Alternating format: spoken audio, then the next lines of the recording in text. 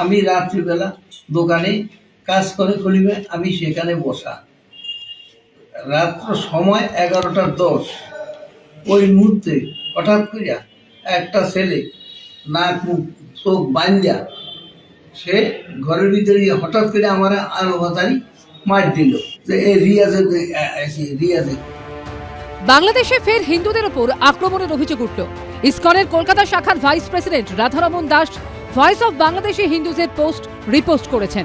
পোস্টে লেখা, ভোলা জেলার তাজমুদ্দিন উপজেলার দক্ষিণ খাসিরহাট বাজারে টাকার জন্য হিন্দু ব্যবসায়ী রামকৃষ্ণ দাসের উপর রড নিয়ে হামলা চালিয়েছে ইসলামিক মৌলবাদী মোহাম্মদ রিয়াজ। এর নাম হইল রিয়াজ। এ আইসা আমার বলে চুপ।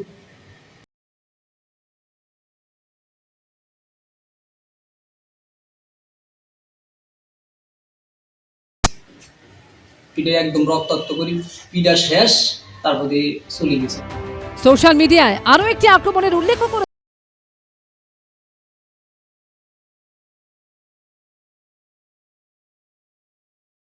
পোস্ট শেয়ার করেছেন তিনি।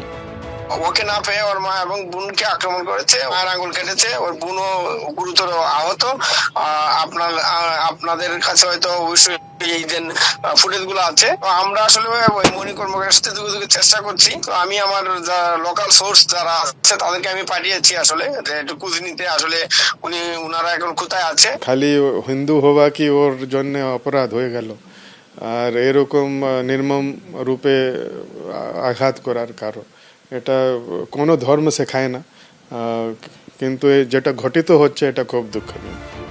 বাংলাদেশের বুকে কট্টরপন্থীদের এই তাণ্ডব কি আদৌ থামানোর চেষ্টা করবে ইউনূসের সরকার? এবিপি আনন্দ।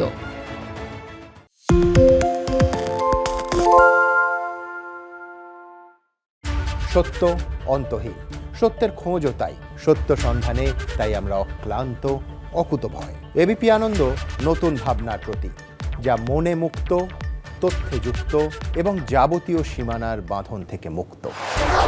সীমা না শব্দটির মধ্যে লুকিয়ে আছে মানা শব্দটি, যেন চোখ রাঙানি এক অদৃশ্য বেড়াজাল, যা আটকে রাখে আমাদের এক ছোট্ট গণ্ডির মধ্যে। একমাত্র সঠিক খবরই গড়ে তুলবে এক মুক্ত সমাজ।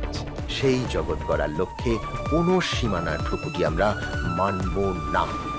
এবিপি আনন্দ এগিয়ে থাকে, এগিয়ে রাখে। বাংলা ঝামেলা চায় না, বাংলা খবর চায়। বাংলা খবর, বাংলার খবর। শুনতে পাচ্ছি না, বল না। আরে 10 টাকাটা ব্যাপার নয়, আজকে 40 টাকা দিচ্ছি, কারণ 40 টাকা। বাংলা গলাবাজি চায় না, বাংলা খবর চায়। বাংলা খবর, বাংলার খবর।